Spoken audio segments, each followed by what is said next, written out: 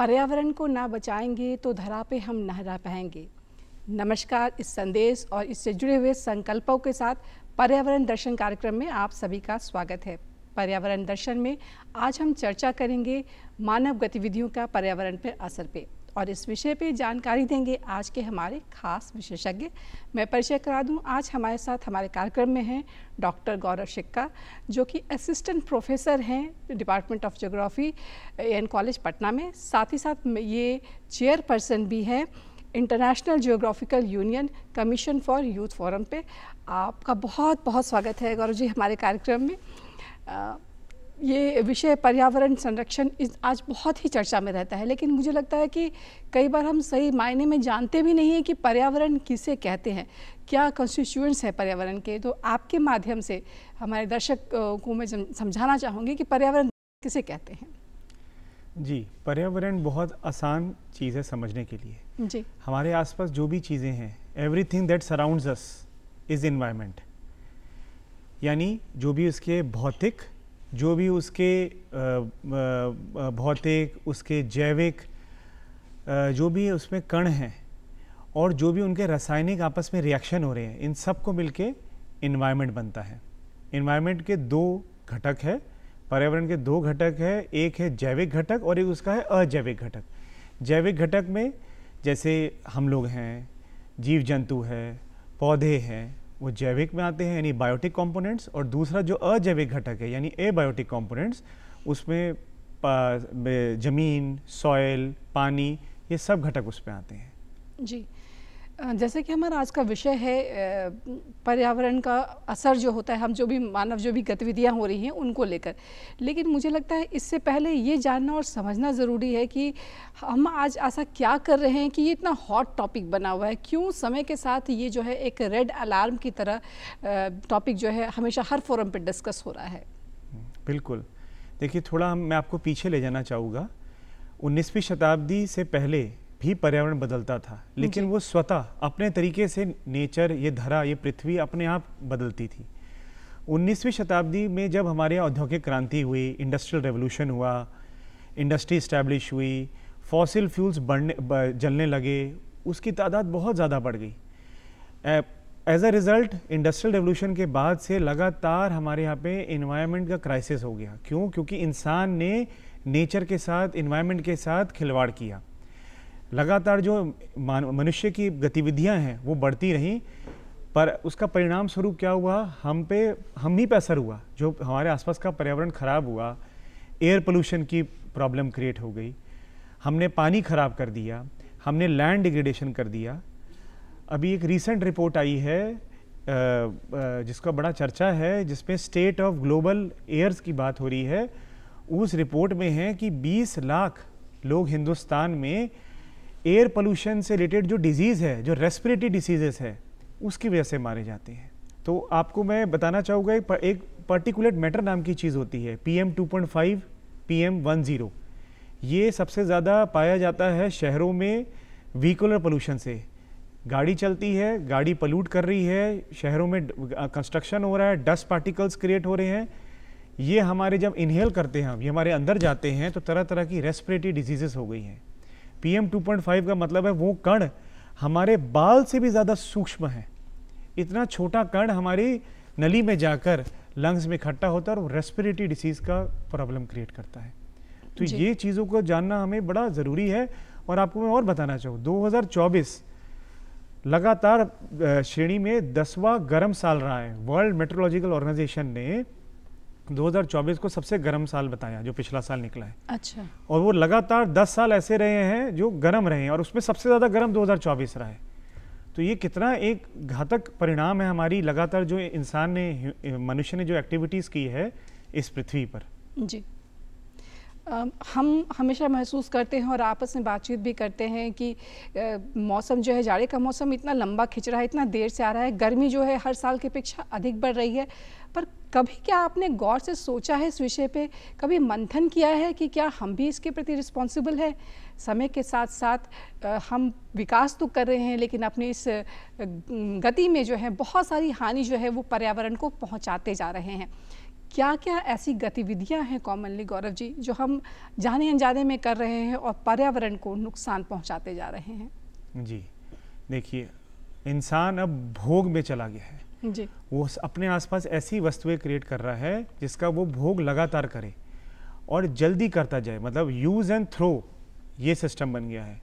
आजकल थर्माकोल की प्लेट मिल रही है, बाज़ार में बड़ा इस तरह से सस्ता प्लास्टिक का सामान अवेलेबल है जिसको micro plastic, single use plastic बोलते हैं जी। एक बार इस्तेमाल किया फेंक दिया। तो इंसान अपने आसपास कंज्यूमरिस्ट विचार क्रिएट कर रहा है जिसको उसको लगता है कि बस हम यूज़ करें और आगे बढ़ जाए, सस्ते में अपना काम निकाल के आगे बढ़ जाए। इसका वो ये नहीं समझता है कितना इसका दुष्परिणाम है। मैंने भी आपको एयर पोल्यूशन की बात बताई, मैं दूसरा आपको बताना चाहूँगा बायोडाइवर्सिटी लॉस के बारे में। बहुत सारे ऐसे जीव जंतु हैं जिसके बारे में आपको बताना चाहूँगा, जैसे स्पैरो, गौरैया, अभी बहुत चर्चा का विषय है। उसका हमने घर तबाह कर दिया, उसका खाना तबाह कर दिया, वो समाप्त हो गई। वो आज international union for conservation of nature ने उसको एक्सटिंक्ट होने वाली स्पीशीज़, यानी जो स्पीशीज़ ख़त्म हो रही है, उसकी श्रेणी में डाला है। ऐसे और बहुत सारे हैं, जैसे वूल बिल्ट मैमथ, ऑर्चुस, डोडो, इस तरह के बहुत सारे जानवरों की, पंछियों की स्पीशीज़ हैं जो विलुप्त हो गई है। मैं आपको बताना चाह रहा हूँ कि एक international union for conservation of nature है, ये अंतर्राष्ट्रीय बॉडी है जी। इसने एक रेड लिस्ट जारी करती है हर साल। उस रेड लिस्ट में मेरे पास डेटा है अभी जिस पे बता रहे हैं कि 2100 स्पीशीज़ उस लिस्ट के अंदर चिन्हित की है, यानी उनका जो वो एक्सटिंक्शन की कगार पे है। अगर उनको बचाया नहीं गया तो वो स्पीशीज़ ख़त्म हो जाएगी। जी, ये तो बहुत ही सोचनीय विषय है। आज हम जब सुबह उठते हैं तो पंछियों की चहचहाहट जो है वो गुम होती जा रही है, फिर भी कहीं दिखाई देते हैं। जैसे आज हम डायनासोर की चर्चा करते हैं कि कभी हमारे पूर्वजों ने देखा होगा डायनासोर, कल ऐसी चिड़िया जो कि गौरैया, जो कॉमनली दिखने वाली चिड़िया है, वो भी एक्सटिंक्शन के कगार पे आ रही है और हम सब इसके लिए रिस्पॉन्सिबल हैं। ये बहुत ही सोचनीय विषय है। कैसे हम इस चीज़ को थाम सकते हैं और क्या गलतियाँ हम कर रहे हैं? छोटी छोटी चीज़ें यहाँ कंट्रीब्यूट करें तो हम शायद पर्यावरण संरक्षण में कुछ अपनी भूमिका निभा सकते हैं। क्या हम गलतियां करते हैं? जैसे डेली लाइफ में, अगर हम डेली लाइफ की बात करें, छोटी बड़ी क्या गलतियां हमसे हो रही हैं, कहाँ हम संभल सकते हैं? पहली गलती हम सुबह से ही करते हैं जी। ब्रश करने जाते हैं, नलका खोल के ब्रश करते हैं। शेव कर रहा है आदमी, नलका खुला हुआ है आपके वॉश बेसन में आपके, तो आप लगातार आप शेव कर रहे हैं लेकिन पानी बहे जा रहा है। दूसरी गलती करते हैं जब आप गाड़ी लेकर, आपको पता है आपके आसपास भी 3-4 लोग हैं उसी रास्ते पे जाने वाले हैं, लेकिन आप अपनी डीजल की या पेट्रोल की गाड़ी लेकर अकेले उस रास्ते पे चल देंगे। आप भला करते, आप 4-5 लोगों को कार पूल कर लेते। अगर आपको पब्लिक ट्रांसपोर्ट पे ट्रस्ट नहीं है, आपको लगता है पब्लिक ट्रांसपोर्ट कन्वीनियंट नहीं है, अपनी गाड़ी में ही कम से कम 4 लोग को ले लें। उसके बाद ऑफिस पहुँचते हैं, एसी सुबह से 10 बजे से लेकर शाम 6 बजे तक, जब तक ऑफिस ख़त्म नहीं होता, लगातार एसी चलता रहता है। वो एसी कैसे, उसकी बिजली कैसे आ रही है? मैं आपको बताना चाहूँगा, थर्मल पावर सबसे ज़्यादा आज भी वो बिजली प्रोड्यूस कर रहे हैं। थर्मल पावर के लिए यानी हम कोयले को जला रहे हैं, और कोयले से क्या होता है, जब उसके जलने से एयर पोल्यूशन। अभी ग्रीन हाउस गैस एमिशन का एक डेटा मेरे पास अवेलेबल है जिसमें बताया गया कि पावर सेक्टर सबसे ज़्यादा कंट्रीब्यूटर है ग्रीन हाउस गैस एमिशन में। ग्रीन हाउस गैसेस वो गैसेस हैं जो सूर्य की किरणें हैं उसको वापस नहीं जाने देती है पृथ्वी से बाहर, जो एटमॉस्फेयर से बाहर, वायुमंडल से बाहर नहीं जाने देती है। उसके कारण हमारी जो पृथ्वी पर गर्मी, ग्लोबल वार्मिंग की प्रॉब्लम क्रिएट हो जाती है। तो हमारे यहाँ पे कोयला जला रहे हैं हम लोग, पावर इस तरह से जनरेट कर रहे हैं, ज़्यादा पावर खर्च कर रहे हैं। अगर हम अपने जीवन में सिंप्लिसिटी, सस्टेनेबिलिटी, ज़्यादा कुछ नहीं करना है, आपको सिंपल चीज़ें करनी है। आप कोशिश करिए, अगर आपको एसी में रहना है तो आप कुछ घंटे एसी चला के उसके बंद कर दीजिए, आपका कमरा ठंडा रहेगा। जी। आप कोशिश करिए एनर्जी एफिशिएंट एसी लगाने के लिए, ताकि वो कम बिजली खपत करके आपको चल सके। उसके अलावा आप पानी बचाइए, लाइट बंद करिए। जानवरों, पक्षियों को बचाने के लिए आप देखिए, उसको कुछ, अब तो कृत्रिम घर बनाने के बड़े सारे ऑप्शंस अवेलेबल है। आप वो नहीं दे सकते, कम से कम उनके लिए दाना पानी डाल दीजिए, ताकि उनके लिए खाने के लिए कुछ रहेगा तो वो जी पाएंगे। जी। और एक और बहुत मैं चाहूँगा कि आपके जो श्रोता हैं वो प्लास्टिक को कम से कम अवॉइड करें, कम से कम प्रयोग करें प्लास्टिक का, क्योंकि प्लास्टिक जो है वो कभी ख़त्म नहीं होता है, वो हज़ारों साल तक वो ज़मीन में पड़ा रहेगा। आप में हमारी जीवन है फिर भी 90 साल 100 साल, लेकिन प्लास्टिक 1000 साल से ऊपर रहता है। जी, ये कहीं ना कहीं एनवायरनमेंट को पॉल्यूट करता है। आप जब अगल बगल गुजरते हैं, बरसात के मौसम में नालों को जाम देखते हैं तो कहते हैं कि प्लास्टिक कितना जो है वो जाम कर रहा है, लेकिन हम ही और आप हैं जो इन प्लास्टिकों को यहाँ वहाँ फेंकते हैं। इसको बचाया जा सकता है। एक तो जगह पे सामान को फेंके, कचरे का जो निष्पादन है वो सही से हो, ये बहुत ज़रूरी है। साथ ही साथ कोशिश करनी चाहिए कि उनका रीयूज़ करें, ना करें ये तो बेहतर है, लेकिन कम से कम रीयूज़ में डालें। हम 5R के बारे में तो बात करेंगे ही, दर्शकों आपको भी बताएंगे किस तरह से हम 5R का फॉर्मूला जो है पर्यावरण संरक्षण में बहुत ज़रूरी है। लेकिन कुछ एक टर्म्स हैं गौरव जी जो हम और हमारे दर्शकगण जानते हैं, सुनते हैं, लेकिन समझते नहीं है, जैसे कि global warming, green house effect और इसका पर्यावरण से क्या जुड़ाव है। मैं चाहूँगी कि आप हमारे दर्शकों को बताएं। देखिए, पहला ग्रीन हाउस इफेक्ट मैं बड़ा सिंपल तरीके से उसे एक्सप्लेन करना चाहूँगा जी। देखिए, सूर्य की किरणें आ रही हैं और सूर्य किरणें जा रही है, ये नॉर्मल प्रोसेस है जी, जिससे हमारी धरा जो पृथ्वी है ये गर्म रहती है, ऑप्टिमम टेम्परेचर मेंटेन रहता है। लेकिन जैसे ही हमारे क्रियाकलापों की वजह से कुछ गैसेस बढ़ जाती है जिनको ग्रीन हाउस गैसेस बोलते हैं जी। उनका मैं नाम बताना चाहूँगा, carbon dioxide, methane, nitrous oxide, hydrochlorofluorocarbons, water vapour, इस तरह की ये जो गैसेस है, अगर इनका प्रोपोर्शन जैसे ही थोड़ा सा बढ़ेगा हमारे पर्यावरण में, एटमॉस्फेयर में जी, वायुमंडल में बढ़ते ही आपको ग्रीन हाउस की परिस्थिति क्रिएट हो जाएगी। यानी जो सूर्य किरणें वापस जाने वाली थी वो उनसे टकरा के वापस पृथ्वी पे आ जाएगी। आपने कभी कभार देखा होगा कुछ फसलों को हमने ग्रीन हाउस, ग्लास हाउस बनाकर उसमें फसल लगाते हैं। अच्छा, स्ट्रॉबेरी हो गई या कुछ खास तरह के फ्लावर्स हो गए, ट्यूलिप्स लगाने मुझे पटना में, तो मैं उस तरह का आर्टिफिशियली इन्वायरमेंट एक क्लाइमेट जोन क्रिएट करूँगा, उसको हम ग्लास हाउस कहते हैं। तो उसी तरह से ग्रीन हाउस है कि हम वो गैसेस जो हैं वो बाहर जाने वाली सूर्य किरणों को रोक कर वापस पृथ्वी भेजता है। इसका परिणाम ये होता है कि हमारी धरा का, हमारी पृथ्वी का टेम्परेचर बढ़ जाता है, क्योंकि सूर्य किरणें वापस आ रही है, जिसको वापस जाना चाहिए था वो टकरा के वापस पृथ्वी पे आ गया, हमारा टेम्परेचर बढ़ गया। औसतन टेम्परेचर हमारी पृथ्वी का है 15 डिग्री सेल्सियस।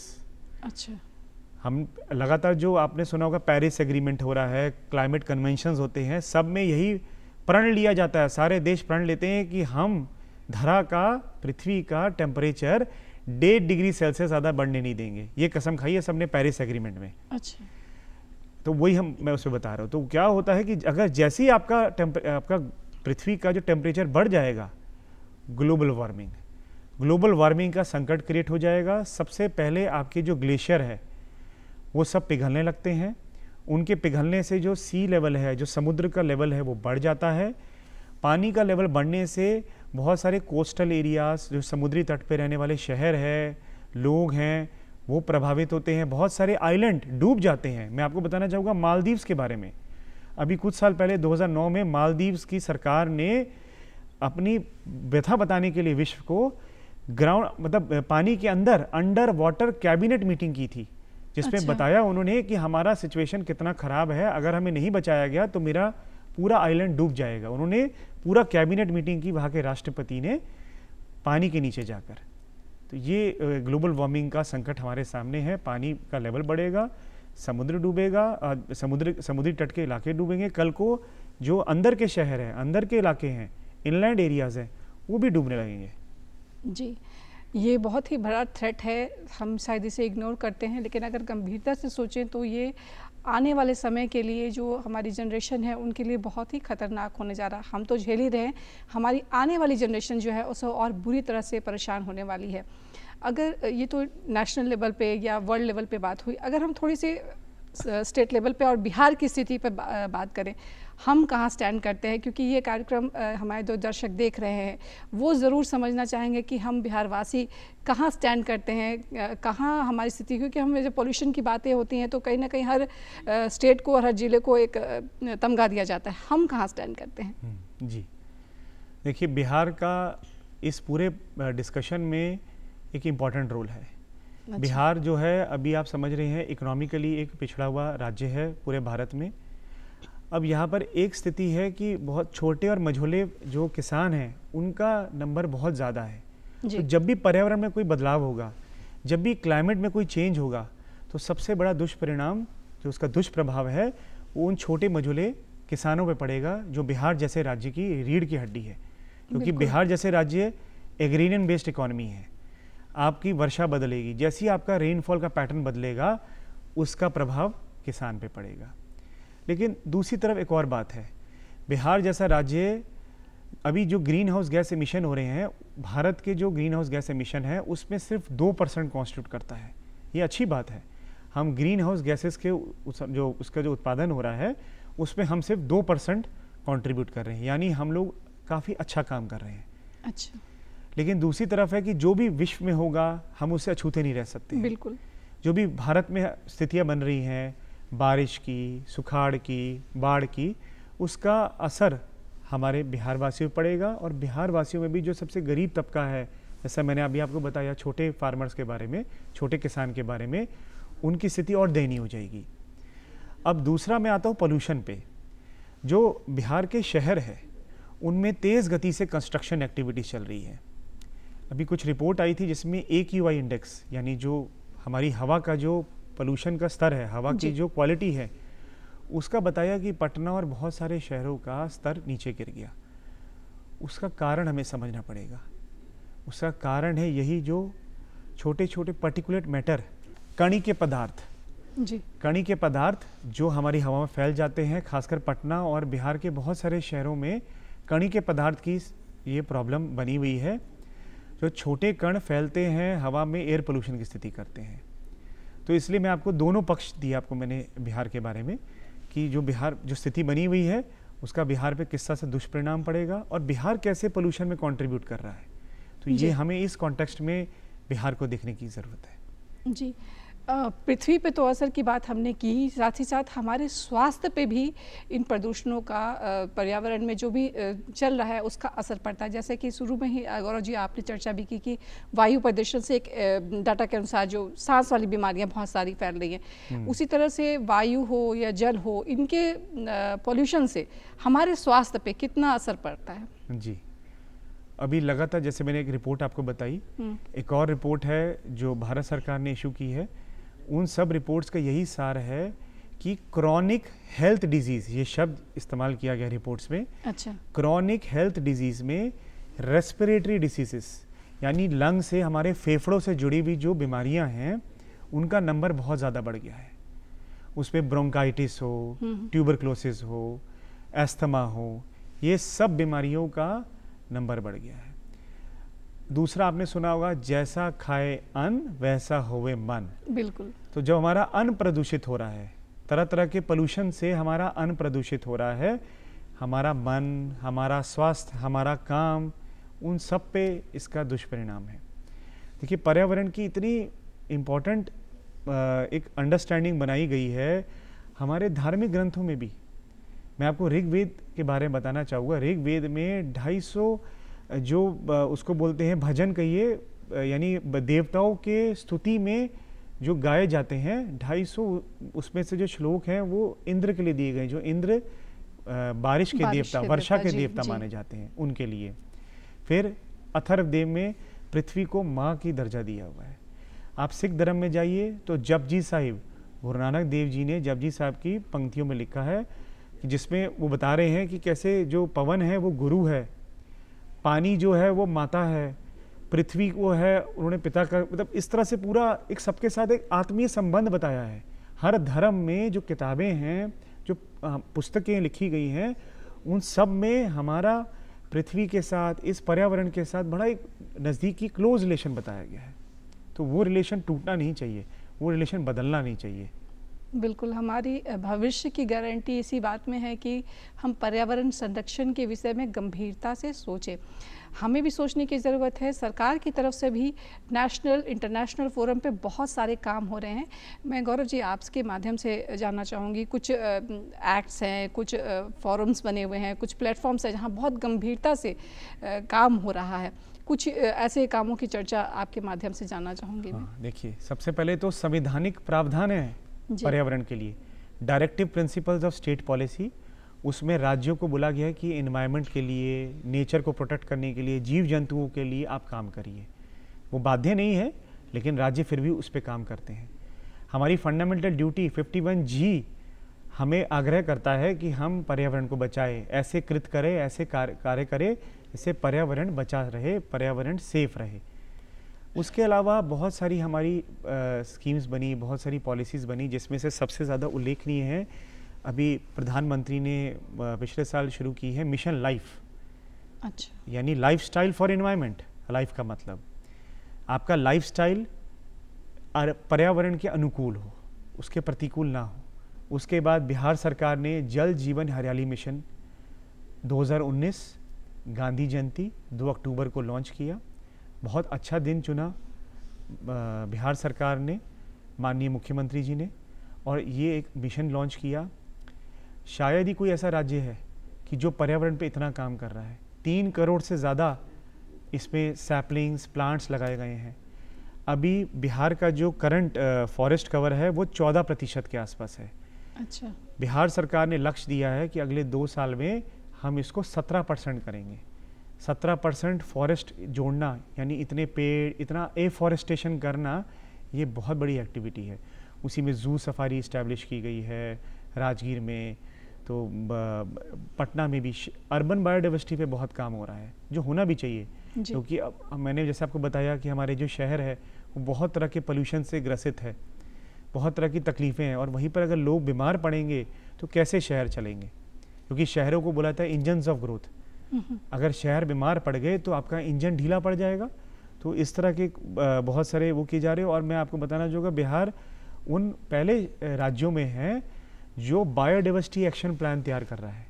अच्छा। यहाँ पे बिहार बायोडाइवर्सिटी बोर्ड है। मुझे सौभाग्य मिला उस मीटिंग्स में जाने का, उनकी कंसल्टेटिव मीटिंग्स में जाने का। तो यहाँ पर बायोडाइवर्सिटी एक्शन प्लान तैयार किया जा रहा है।